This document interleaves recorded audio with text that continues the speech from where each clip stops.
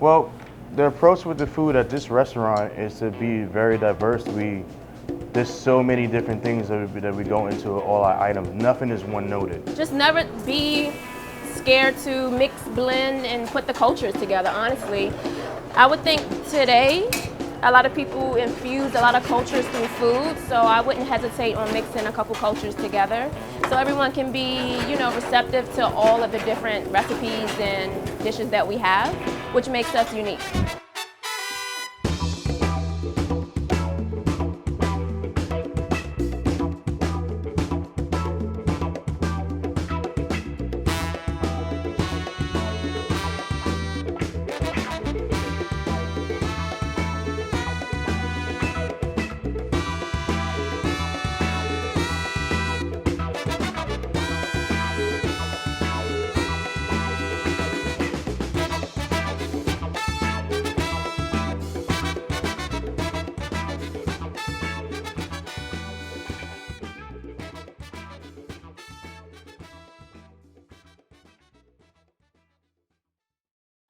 So we start with food. Yes. As what else would What we else start is it? with? Come We on. wanted you to introduce us to Red Rooster, get us grounded into what we're eating tonight, and why did you set up shop here in Harlem, and why did you make this plan for us tonight? Dining, it's all about breaking bread.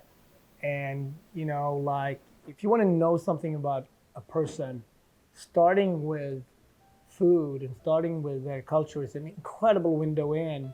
And it's such a great conversation opener, right? Like we were talking about India to Turkey, via Virginia, via like the 5-7 different cuisines of Brazil, for example. So it's a conversation that everyone has an idea of and thought process, or even might get surprised around. So I think that's it's also much lighter than saying, hey, I'm going to convince you that my religion is better than yours. Like, men have tried that for thousands of years.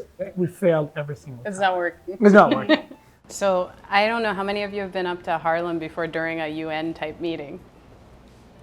Not for a UN type meeting. All right, well, that's why we're here. We're setting a new table.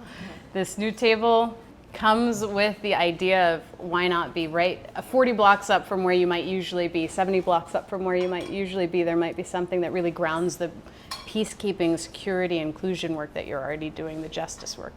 So we'll start here.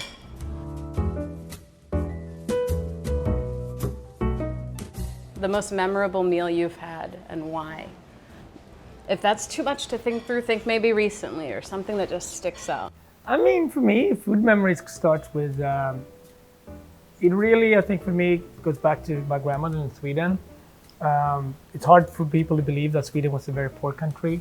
My grandmother come from that time, sort of in between the world wars. And she constantly cooked, although I grew up in Sweden in the 70s, she cooked from that point of view with poverty, deliciousness, and no waste in mind, right? So I taste with her was like, I know exactly how pickled herring needs to taste like in spring, or this third week in June when Swedish rhubarb are not too sour. Or so I have very strong taste memories from pickling, preserving, smoking fish, going to the market with her. So that sort of, there's a sharp Scandinavian flavors like lingonberries, very tart, It's right? on the menu. So these are really like clear memories. And then the other big food memories, landing in Addis for the first time as an adult and just smelling berbere and like, okay, although I'm an adopted kid, you feel home right away. You know that this is part of Peru.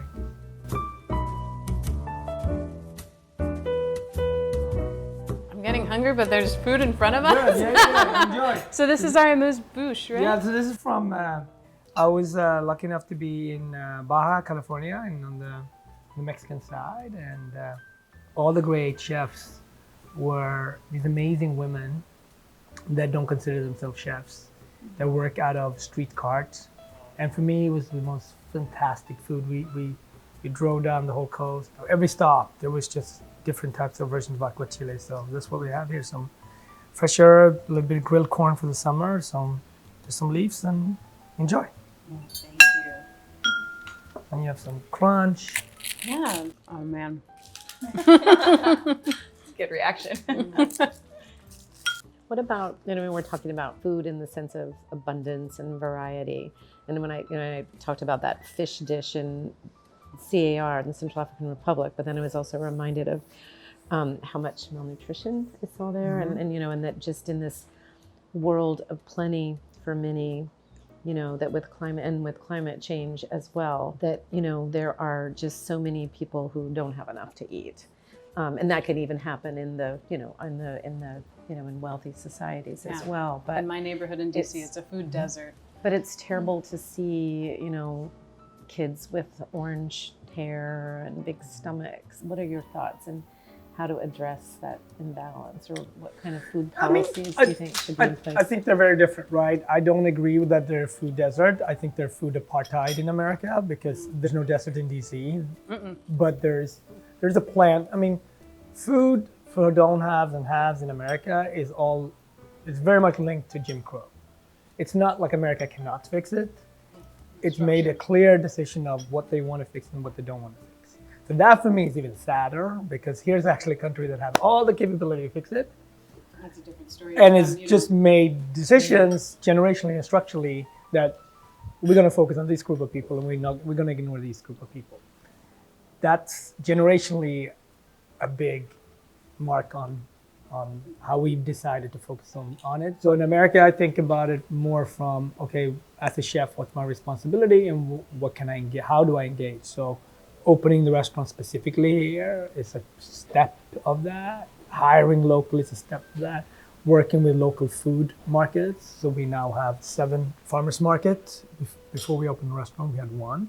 And these farmers markets have now multiple ways of paying and relevant food products. You just have relevant food products. And there are multiple ways of engaging in your community. And everybody can do it from a government level, but also from the personal level. In Africa, I think it's a very different conversation and problem. And it really starts with colonization.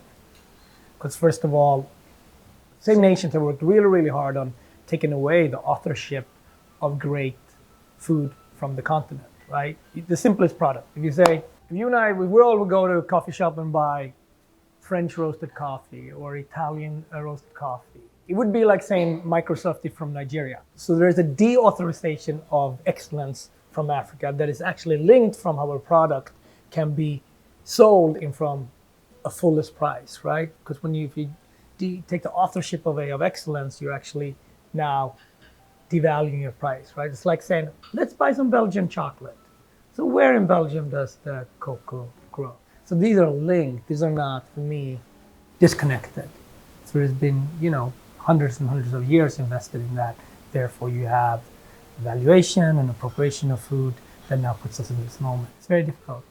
But I think the authorship of where the food came from and the valuation of that gives farmers then a certain price where they can sell, export to, and then get the authorship back from where, if it says, the best chocolate in the world is from Ghana, I'll buy that. That makes sense to me. Versus it has to be Belgian chocolate. That's not 100% the solution, but it's part of a building block of valuation.